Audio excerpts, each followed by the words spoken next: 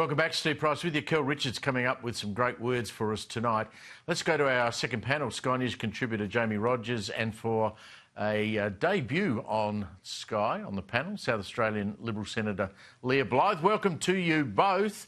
I just want to talk about this story out of The Australian this morning. We've got the round table next week. Who knows what that's going to deliver.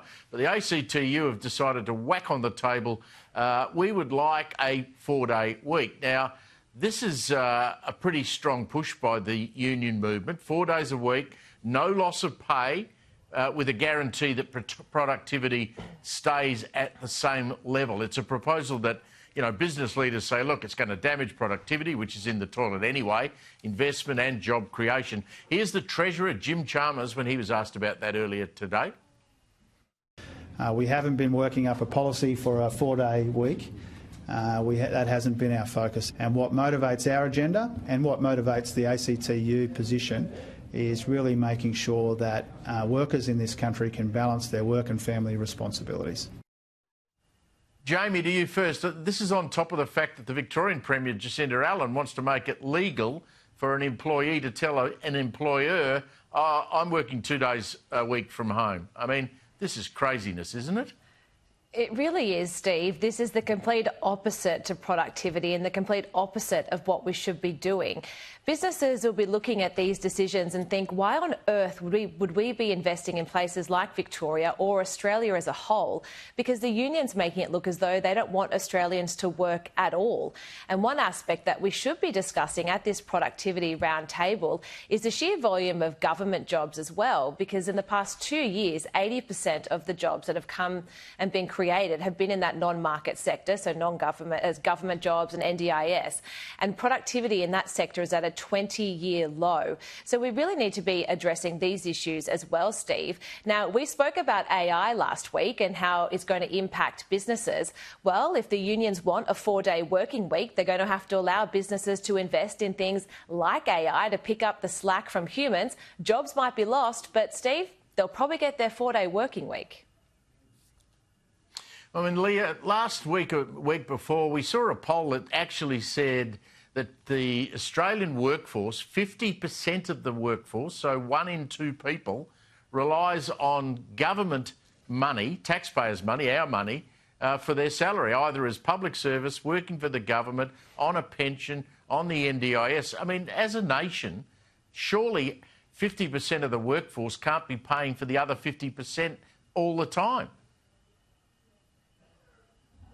That's absolutely correct, and I think that goes to show the numbers in terms of productivity and why in Australia we've seen a decline in productivity over a number of years now. And it is very, very concerning to think that the union is pushing for a 4-day week for the same pay.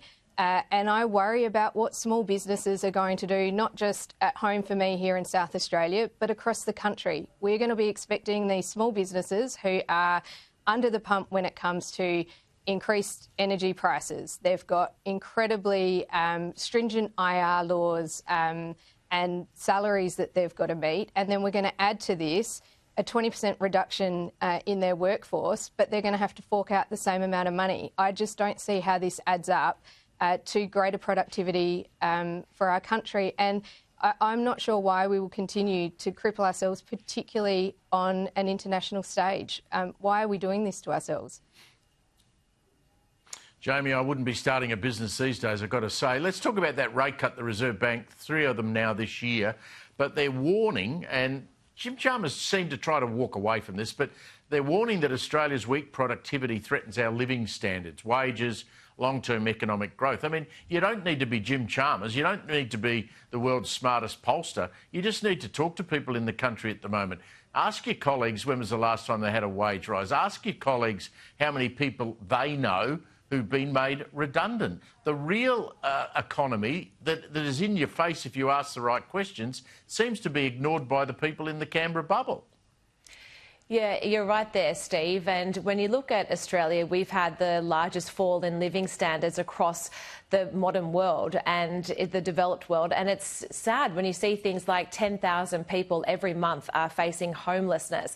We're seeing increases in rent and food and healthcare and education, and everything is continuing to go up. Yes, we did have that rate decrease yesterday, which was very welcome, but it's the reality of what everyone else is facing. Anglicare put out that report where they said a worker who is a full-time worker on minimum wage, when they get to the end of the week and they've paid for their rent and they've paid for their food and they've paid for their travel, they end up with only $33 left. So right now, we're in a cost of living crisis, but right now families are in a survival crisis where they're just trying to keep a roof over their head, food on the table. So Jim Chalmers can say that his government's doing a great job off the back of these rate cuts, but the reality is significantly different, and they need to start doing some work with that, and productivity is the place to start, because if that doesn't grow, our living standards are just going to keep going on the decline.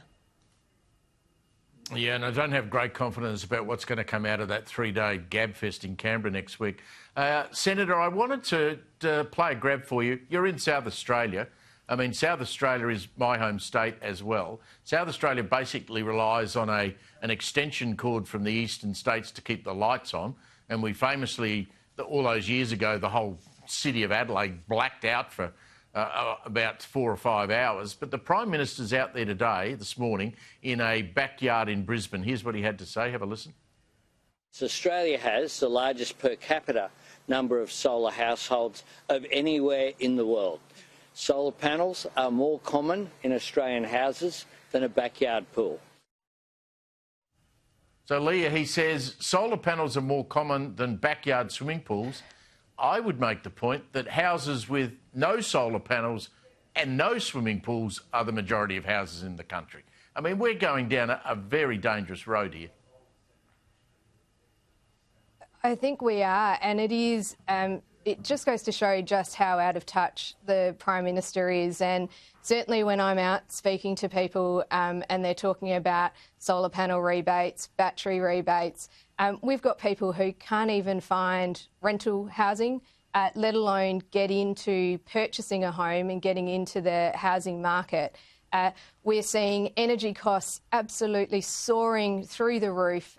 Families are choosing between heating and eating in a lot of cases, and I look at elderly people as we come into summer, and as you would know, being a fellow South Australian, we have some pretty harsh summers here, and it is becoming more and more prevalent that people are not choosing to cool their homes, particularly the old people, families where they've got to keep children comfortable.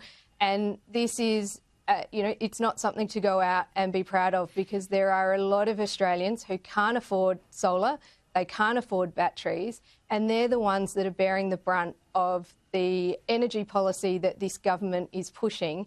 And I might mention that, emissions here in Australia have actually been up in the last 3 years under this Labor government. And indeed, fossil fuel use across the globe has been increasing. So I wonder why we're crippling Australian families and households. And then we've got a Prime Minister going out there saying he's proud that there are more solar panels than there are backyard pools. It's well said. Beggars belief. Jamie, just before you go, the Australian Mobile Telecommunications Association, whoever they might be, say Australia's going to be completely cashless in a couple of years' time. Do you carry cash in your wallet, in your handbag? So I actually don't, Steve, and this was a huge issue on the weekend when I went to one of my children's school fetes and he needed a gold coin donation to walk in, and I didn't have any coins on me. So luckily, though, Hudson did, my son, but who carries cash these days anymore? So I wouldn't be surprised. It is a massive challenge, though, when you do have children, because they're convinced that you just tap everything and that's how you pay. They've got no idea of the concept of money. So I'm not surprised that this report says that cash will be gone by 2030. I think we need to still have it, but I think it's definitely on the way out. Yeah, I was disgracefully impatient behind a man trying to pay cash in a 7-Eleven yesterday morning for a couple of small items, a coffee and a muffin, and I thought, mate, just tap your card. The poor bloke was trying to count out coins. Anyway, I should give myself a whack on the wrist for that. Jamie and Leah, thank you very much for both of you joining us. We'll catch up with you next week. Coming up after